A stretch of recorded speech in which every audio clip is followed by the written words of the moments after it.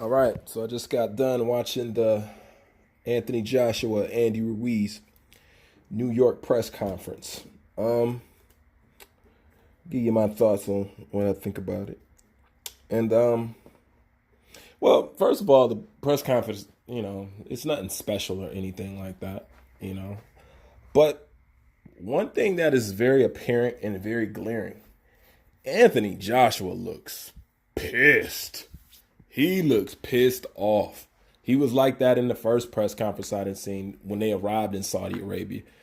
And I could see it on his face. And when I watched him, I just imagined what he was thinking. It's like when he was looking at Andrew Ruiz, I knew exactly what he was feeling, exactly what he was saying in his head. He was particularly pissed when he was looking at Andy Ruiz and looking at him holding them belts. You know what I'm saying? Especially when he looked at Andy Ruiz and he looked down at them belts. You know what I'm saying? You could see the anger just really rush to the center of his face. But I will say this. I bet you he'll learn his lesson not to let nobody hold them belts again. Anytime, first of all, no champion lets anybody hold their belts. That's number one. That should have been the signal for number one that Anthony Joshua might have been losing his passion. Anytime a champion has let somebody else hold their belt, they have lost the fight. Hence, Anthony Joshua. And even though he didn't get the credit for it, Tyson Fury beat Deontay Wilder. But remember before that what Tyson Fury did over there in the UK. Okay? He held Deontay Wilder's belt, walked it around the ring and everything. He took Sophia on a little trip. And Deontay Wilder ended up losing that fight. Even though, as far as the scorecards, as far as the legitimacy of whether a win or a loss, even though he won that fight, the whole world knows he lost. So stop letting people hold your belts. But with Anthony Joshua, you just see, it's good to see him mad. You know what I'm saying? It's good because he's so cool, calm, and collective. It's a little bit annoying, man. He's so nice. It's a little bit annoying. It's not a little bit annoying. It's a lot of bit annoying, especially for somebody like me with the mouth I got. It's like that. That's annoying. But it's good to see him pissed. I want to see him pissed. Now, Anthony Joshua weight, it looks good. He slimmed down a bit, but it's still not enough. Not for me, in my opinion. You know what I'm saying? Because the kind of weight that I would have Anthony Joshua down to, he wouldn't have that gut. Not saying that Anthony Joshua's got a gut, but he's a little midsection heavy. You know what I'm saying? Still a little bit. You know what I'm saying?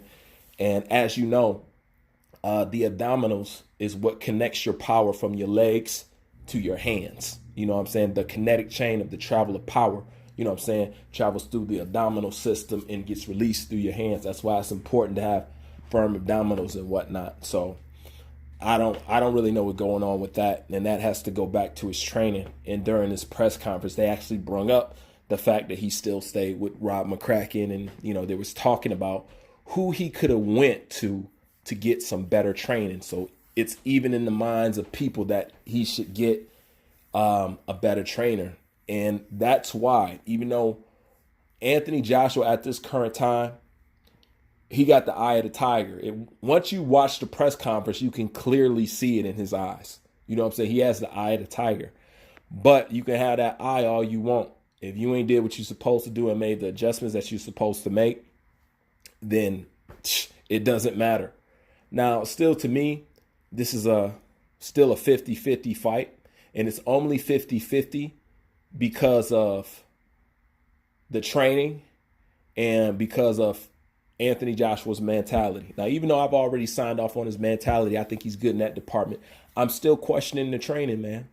I'm still, to this day, I'm questioning the training. I still see glimpses of his old shit. I'm trying to see new wrinkles in his game. I'm watching the training. I'm trying to see some new wrinkles. You know what I'm saying? I think he has enough to win the fight, but if he wins the fight, he still needs to make that adjustment. He still has to make that adjustment. It's not good enough, man. It's getting to the point now. I'm not liking Anthony Joshua's fighting style because it's underutilizing his athletic ability. You know what I'm saying? That's my main problem with how Rob McCracken trains him. If you have a heavyweight that can move like a middleweight or something like that, or has the potential to have a hand speed or the combination numbers to be high, then train them that way. I understand that you train heavyweights different than you train any other boxing in boxing. But once they have the potential, you know what I'm saying? Once they have I'm going to call it the Ali potential. Once they have the Ali potential, come on. Ali did not fit the format of a normal heavyweight by movement, being light on his toes, being fluent, and the combinations he threw. Period. That is abnormal of a heavyweight. You know, to having speed and agility and grace on your side, that's a little bit abnormal. So once you have somebody who has the Ali talent, you know what I'm saying, or they're swimming in the Ali talent pool, you should train them a little bit more advanced and realize you're working with something particular and special right there. But as far as Andy Ruiz goes, just like he looked a little better in this press conference right here, but in the first one, he did look nervous. He looked unearthed. You know what I'm saying? He really did. Now, he looked like he got his bearings back together a little bit, but it was still there a little bit. But I could see him trying to weather it. But it was a look of concern on his eyes. And in Anthony Joshua's eyes, it looked like, I want to skin this pig alive. You know what I'm saying? I could tell that he's genuinely pissed. The best thing, I actually need to thank Andy Ruiz for something. The best thing Andy Ruiz could have done was antagonize him and talk shit about him. I think Anthony Joshua needed that. Now that I look back on it, I think that was totally healthy for him. And I'm glad Andy Ruiz did it. You know, so let me ease off the gas on Andy Ruiz a little bit. You know what I'm saying? I'm talking about how fake he's. I mean, if you're gonna be fake, you're gonna be fake. But I'm actually kind of glad he was fake. Because Anthony Joshua needed a slap in the face. He needed some cold water. He needed a quick pick me up or wake me up. He needed some Folgers in his fucking boxing gloves. Wake his ass up. You know, so I'm actually grateful that Andy Ruiz did talk the shit that he talked to him. Because maybe he'd have went about it, you know what I'm saying, the same way. Anthony Joshua needed something to get up for. And Andy Ruiz gave it to him. So in that aspect, in retrospect, when I'm looking back at it, I'm glad he did it. You know what I'm saying? I am. But